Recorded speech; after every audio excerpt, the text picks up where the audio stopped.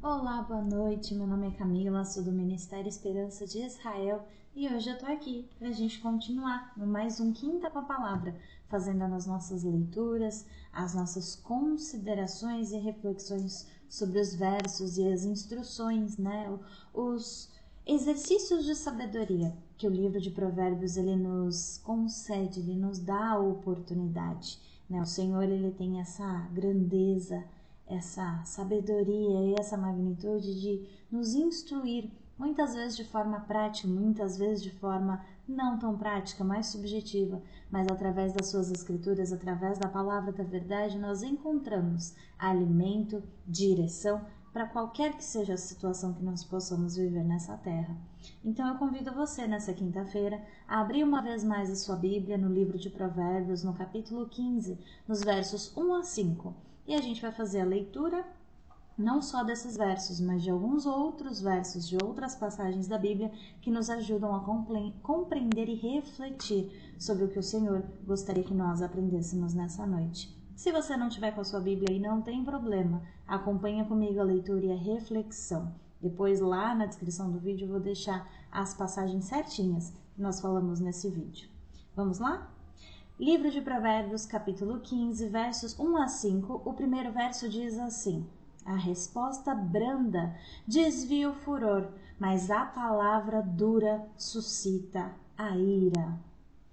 É uma coisa que a gente aprende, ao longo da nossa vida. Muitos de nós percebemos e aprendemos, Quando a gente está diante de alguém que está bravo, que está irado, uma resposta mais branda, uma forma de falar mais branda, muitas vezes facilita a reconciliação ali naquele momento de conflito ou até a intermediação de uma situação de paz, de encerramento de um conflito. Ao passo que as palavras que são, as respostas que são mais duras, a continuidade da conversa com palavras mais duras, elas inflamam e muitas vezes ela aumenta mais a ira, aumenta mais a hostilidade, muitas vezes aumenta mais o problema. É o Senhor nos ensinando sobre mediação de conflito, é o Senhor nos ensinando como nós devemos reagir no momento ali de furor, o que acontece, qual palavras usar, qual qualidade, natureza de palavras usar. E como a Bíblia explica, a própria Bíblia, no livro de Colossenses, no capítulo 4, no verso 5 e 6, a palavra de Deus diz assim: andai com sabedoria para com os que estão de fora, remindo o tempo. A vossa palavra seja sempre agradável, temperada com sal, para que saibais como vos convém responder a cada um. A temperança que a palavra de Deus até apresenta para nós como fruto do Espírito, É esse convite de exercitar a sabedoria. No verso 2 diz assim: a língua dos sábios adorna a sabedoria, mas a boca dos tolos derrama a estultícia.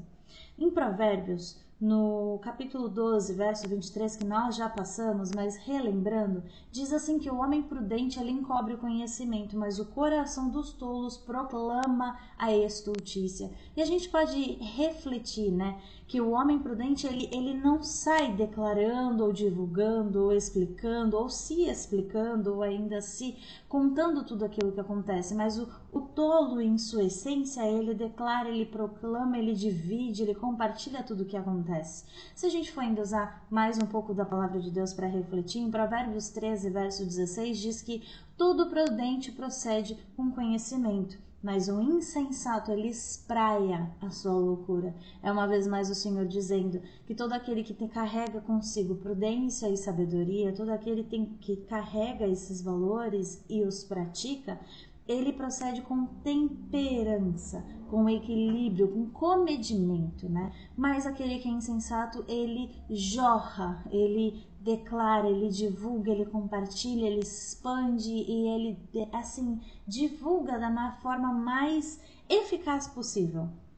E no livro de Provérbios ainda, mais nos seus versos 15, que é o que a gente está hoje, o capítulo 15, mas no versículo 28, muito mais à frente do que nós estamos, diz que o coração do justo, ele medita no que vai responder, mas a boca dos ímpios jorra coisas, mas mais uma vez, mais um exemplo de comedimento, de reflexão, de temperança, né, de autocontrole muitas vezes em tudo aquilo que vai ser falado ou declarado. Mas o ímpio, ele é instintivo, ele simplesmente responde e depois pensa, muitas vezes, né? O verso 3 do livro de Provérbios, no seu capítulo 15, diz assim, no versículo 3, que os olhos do Senhor estão em todo lugar, contemplando os maus e os bons.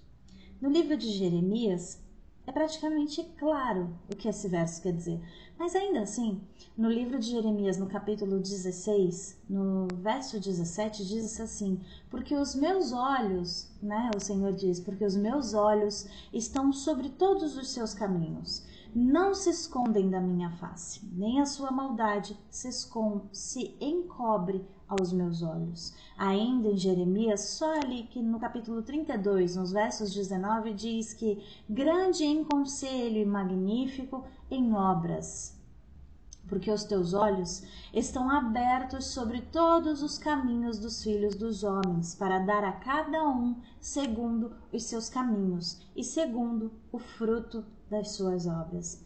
E também no livro de Hebreus, para terminar essa reflexão desse versículo, diz assim, no capítulo 4, no verso 13, e não há criatura alguma encoberta diante dele. Antes todas as coisas estão nuas e patentes aos olhos daquele com quem temos de tratar. Ainda que nos pareça nessa terra que nós temos privacidade, não existe privacidade aos olhos do nosso Criador de todas as coisas. Salmos diz, né, que não importa quão fundo nós nos escondamos na terra, o Senhor ali nos alcança. E não importa quão alto nós possamos estar, ali também o Senhor estará. É uma atribuição do Senhor nosso Deus. Ele é onipotente, ele é onisciente, ele é onipresente. E isso não é para criar medo, né? Mas é para criar zelo, porque em todo o tempo o Senhor nos assiste não só nos auxiliando, mas nos assiste acompanhando tudo aquilo que nós executamos. E mais do que observar o que nós fazemos, mais do que ouvir o que nós falamos, ele também ouve o que nós pensamos e ele considera os nossos sentimentos. Então, muitas vezes, o nosso cuidado tem que ser de uma forma completa, mas sabemos que não somos perfeitos e muitas vezes tem coisas que até a gente faz de formas involuntárias, mas pelo Senhor conhecer e ouvir, se orarmos e pedirmos a ajuda dele, ele com certeza nos auxiliará. Não somos indefesos quando confiamos no Senhor, né? No verso 4 diz assim, uma língua saudável é a árvore de vida, mas a perversidade nela quebranta o espírito. Mais um verso sobre o nosso controle, né, da nossa língua, sobre o controle daquilo que nós dizemos, sobre o controle das sementes que nós declaramos todos os dias, né?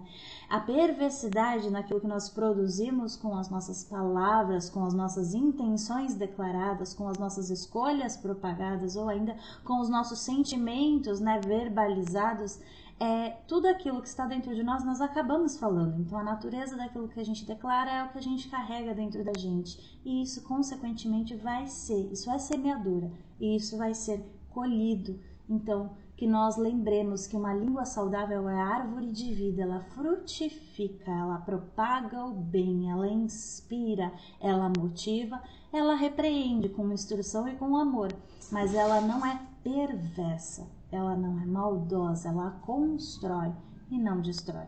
E o verso 5 diz assim que o tolo, ele despreza a correção do seu pai, mas o que observa a repreensão, prudentemente se haverá. E o que significa isso? Se a gente for refletir ainda no livro de Provérbios, sobre esse verso específico, ali no capítulo 10, no verso 1, diz assim, Provérbios de Salomão, o filho sábio alegra seu pai, mas o filho insensato é a tristeza da sua mãe. Ainda em Provérbios, mas no capítulo 13, nos versos 18, diz assim que a pobreza e a afronta virão ao que rejeita a instrução, mas o que guarda a repreensão será honrado. E ainda no livro de Provérbios, estamos cheios de livro de Provérbios explicando Provérbios, né? Provérbios capítulo 15, que é o que nós estamos, mas uns versos mais à frente, nos versos 31 e 32, diz assim: os ouvidos que atendem à repreensão da vida farão a sua morada no meio dos sábios. O que rejeita a instrução menospreza a própria alma, mas o que escuta a repreensão adquire entendimento. E para fechar, Provérbios 19, 25, capítulo 19, verso 25, que diz assim: açoita o escarnecedor, e o simples tomará aviso, repreende ao entendido, e aprenderá conhecimento. A repreensão, a instrução, a correção, ela tem um grande valor, mas ela tem um grande valor em humildade. O soberbo, ele não consegue ser repreendido, porque é contra a natureza do pecado, da arrogância e da soberba você receber uma correção, uma instrução que não seja escondida, ou que não seja manipulada para parecer bem ou elogio, né? Mas esse exercício de humildade, de podermos ser atingidos pelo Senhor em instrução e em correção, se torna vida, porque muitas vezes, e a gente pode usar o exemplo dos nossos pais, por exemplo, dependendo do tamanho da instrução ou da correção que nós precisamos aprender, ou ainda da malignidade do caminho que a gente está trilhando, não existe um conselho brando e morno. É uma instrução enérgica, uma correção, é algo que nos choca, é algo que nos constrange. Muitas vezes até a gente pode dizer que acha que nos ofende. Os nossos pais, muitas vezes em situações que eles nos corrigem com energia, eles falam, eles brigam, eles nos chamam a atenção com exemplos que realmente nos atingem.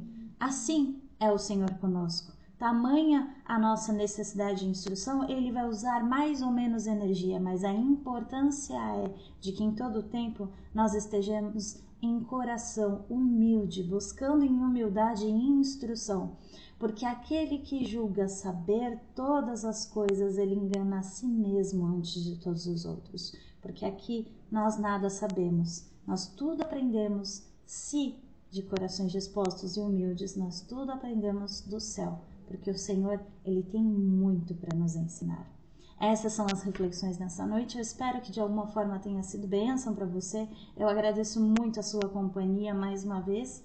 E, se assim o Senhor quiser, nos proporcionar, na próxima quinta-feira estaremos juntinhos aqui fazendo mais algumas considerações sobre o livro de Provérbios. Muito obrigada pela sua companhia e que Deus te abençoe.